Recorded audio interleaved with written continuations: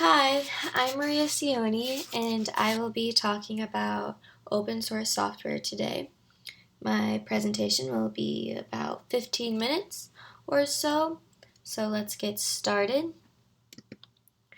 Um, on the agenda today, I will be discussing what open source software, what it is, and the history behind it, the advantages and disadvantages, what commercial software is and how it compares to open source software.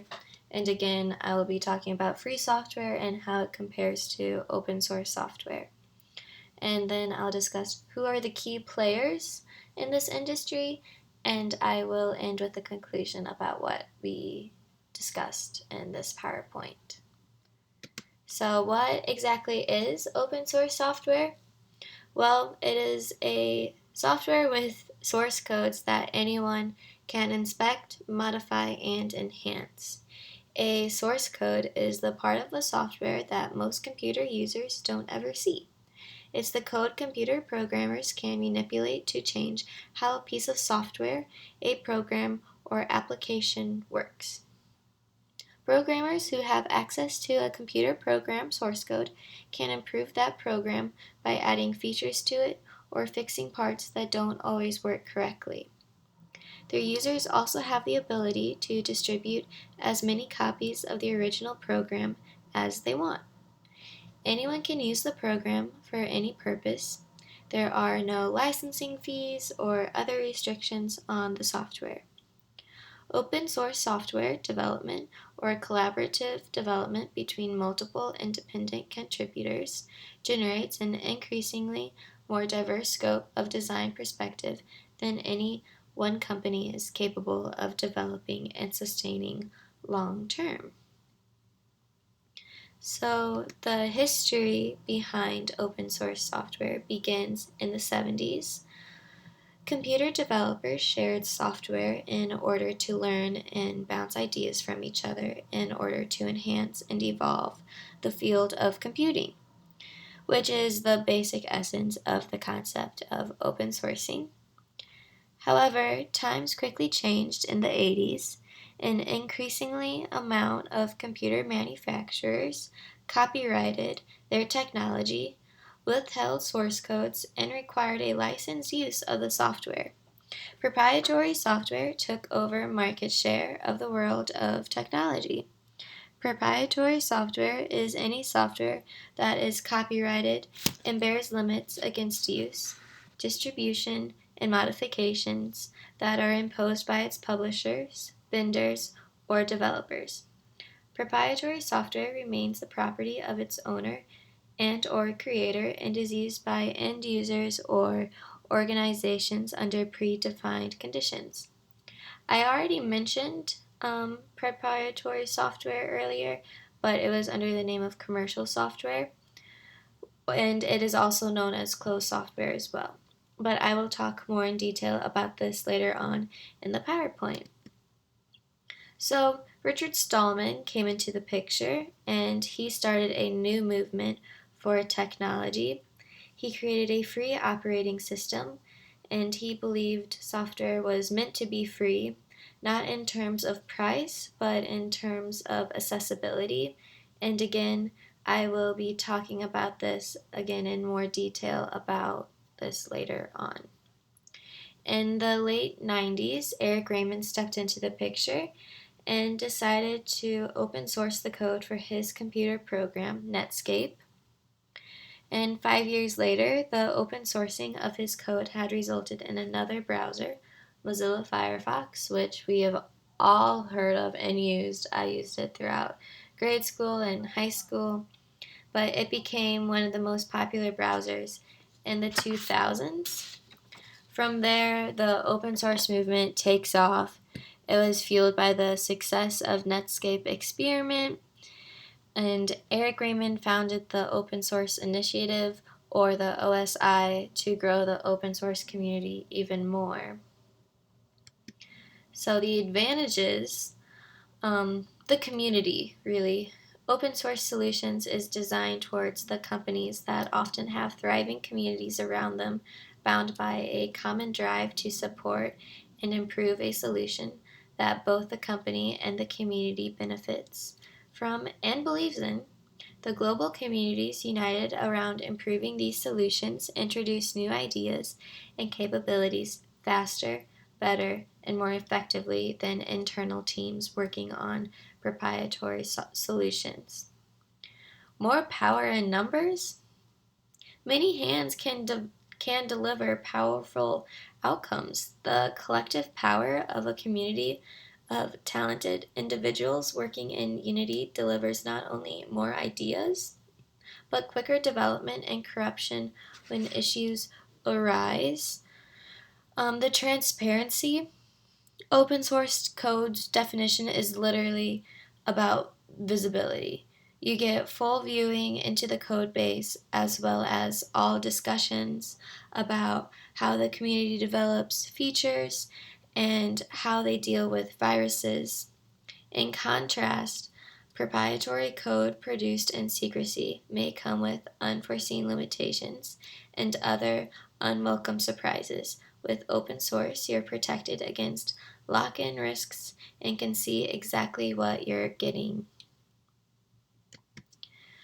To continue about the advantages, it is also extremely reliable because they are more eyes on it. The reliability of open source code tends to be superior as well.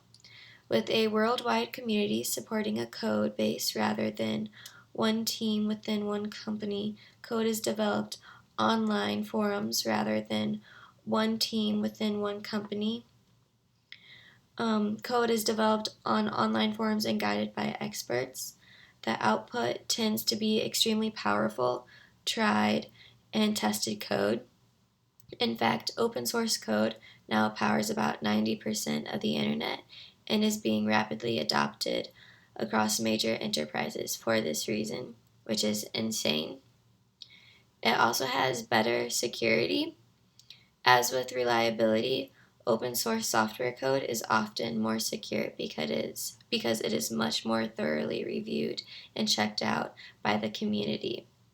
And it's easier to obtain because you don't need to buy it. It is easy to just download and get and much more convenient. The disadvantages, because there is no requirement to create a commercial product that will sell and generate money, open source software can tend to evolve more in line with developers' wishes rather than the needs of the end users. For the same reason, they can be less user friendly and not as easy to use because less attention is paid to developing the user interface. Some open source applications may be tricky to set up and use. This can affect productivity and can put off your staff from adopting or using the programs with ease. There may also be less support available for when things go wrong. Open source software tends to rely on its community of users to respond to and fix issues. Those who favor commercially produced programs say that these software gives them peace of mind. After all, since they know exactly who designed, created, and distributed the product, they have a clear idea of who they can hold liable if the program doesn't function properly or causes damage to their hardware. This isn't exactly the case for open source software. Since it's developed by numerous people, users exactly don't have a specific person or company they can point a finger at. Although the open source software isn't Although the open source software itself is mostly free, there may still be some indirect costs involved, such as paying for external support. Many types of commercially owned hardware needs specialized drivers to open source programs, which are often only available from the equipment manufacturer. This can potentially add to the cost of your project. Even an open source driver exists, it may not work with your software as well as the commercial driver. Although having an open system means that there are many people identifying bugs and fixing them, it also means that malicious users can potentially view it and exploit any vulnerabilities. While a lot of people utilize their access to spot defects and make improvements to the programs, others use this privilege to exploit the products and vulnerabilities and create bugs that can infect hardware, steal identities, or just annoy other users. These rarely happen with commercially produced software since the companies who make them have stringent quality control processes and ensure that the program is almost perfect when released to the market. And warranties and liabilities, since typically you don't buy open source software and it starts malfunctioning, you can't really, and you have to buy other support software sources because you still need to download other things with it. You won't get that money back, but if you go through commercially owned software, you will most likely get your money back. So a commercial software versus open source software. Closed source software can be defined as proprietary software distributed under a licensing agreement to authorized users with private modifications, copying, and republishing restrictions. The source code is not shared with the public for anyone to look at or change. Closed source is actually the sort of arrangement that you would expect from most businesses, protective of their product and easier to maintain control over their brand and the user experience offered to their customers. So, what are the differences between closed and open, you may ask? Well, cost. Typically, you have to buy a closed source software, but lately, open source has been charging users for extras and additional services. For a closed source, the cost can be very expensive, but it includes a integration and services and licensing support. While the hard cost can be higher, what you get in return is more customized product from a trusted brand, higher levels of security, functionality, continuous innovations, greater scalability, and ongoing training and support and lower requirement for technical skills. And the services, open source software relies on a loyal and engaged online user community to deliver support via forums or blogs, but this support often fails to deliver the high level of response that many consumers expect. These communities must also be found on the web, and some would argue there is no incentive for the community to address a user's problem. Service and support are probably the greatest advantage of using commercially software or closed or proprietary. Ongoing ongoing support is a key selling point for users with little technical skills and one of the main reasons people chose closed source over open source software. And innovations, some see the inability to view or change the source code in closed source software as a drawback when compared to the unrestricted flexibility of open source. However, this restriction ensures the security and reliability of proprietary software that is fully tested and offered to all users. Once more, customized software is available for specific users, unlike open source. Proprietary software also tracks larger amounts of research and development in order to regularly offer new products and upgrades. And usability for closed or proprietary software, usability is a high selling point due to expert usability testing for a more targeted audience. User manuals are also provided for immediate reference and quick training, while support services help to maximize use of the software. And the last one is security. Proprietary or closed software is generally seen as more secure because it is developed in a controlled environment by a concentrated team with a common direction. This team is the only group that can view or edit the source code. It is heavily audited, and the risk of the risk of bugs are reduced. The key pros and cons of open source software largely depend on your technical expertise and resources available to maintain and update the software. Free software versus open software. Although the terms are often interchangeable, open source software is slightly different from free software. Both deal with the ability to download and modify software without restrictions or charge. However, in the 80s, the free software concept was developed by Richard Stallman, which I mentioned earlier, and he defined free software by 4 conditions. These 4 conditions are also called as the 4 freedoms, emphasizes the ability of users to use and enjoy software as they see it. The first freedom is the freedom to run the program as you wish for any purpose. The second freedom is to study how the program works and change it so it does your computing as you wish.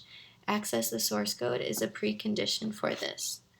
The freedom to redistribute copies so you can help others, and the freedom to distribute copies of your modified version to others. By doing this, you can give the whole community a chance to benefit from your changes. Access to the source code is a precondition for this. Obviously, obviously free software and open source kind of overlap. Some would say the differences between open source software and free software are more philosophical than practical. However, neither should be confused with freeware. Freeware usually refers to proprietary software that users can download at no cost, but whose source code cannot be changed. So some of the key players are Apache, Linux, and Google. And yeah, Apache.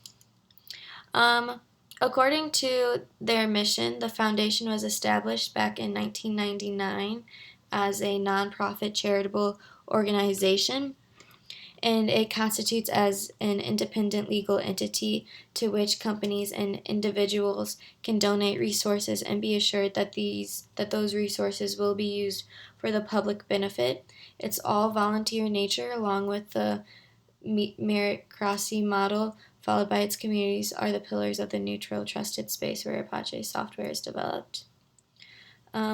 They are successful open source projects are the result of the work and collaboration in their communities and the people behind them. It is all about the people. Experience has shown us that helping people work together as peers is key in producing software in a sustainable way, and we have collected the lessons learned all these years in what we call the Apache way.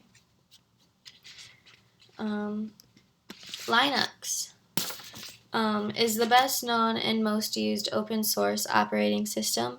As an operating system, Linux is software that sits underneath all the other software on a computer, receiving requests from those programs and relaying these requests to the computer's hardware. But Linux also is different from other operating systems in many important ways.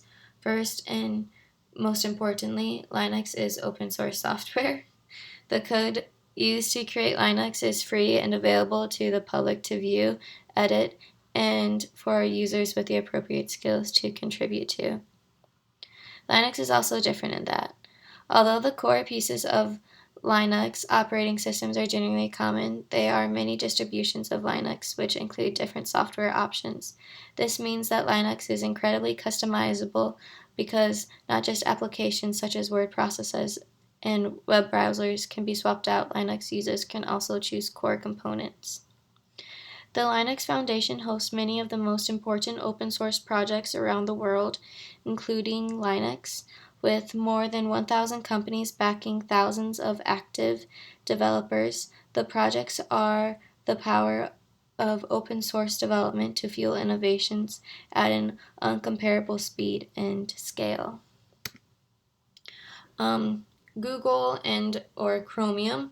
Chromium is an open source web browser project started by Google to provide the source code for the proprietary Google Chrome browser. The two browsers share the majority of code and features. Though there are some minor differences in features and logos, they have different licensing. One of the major aims of the project is for Chromium to be a tabbed window manager, as opposed to it being a traditional browser application. A window manager is a system software that controls the placement and appearances of windows within a system in a graphical user interface. The application is designed to have a minimalist user interface. The developers state that it should feel lightweight and fast.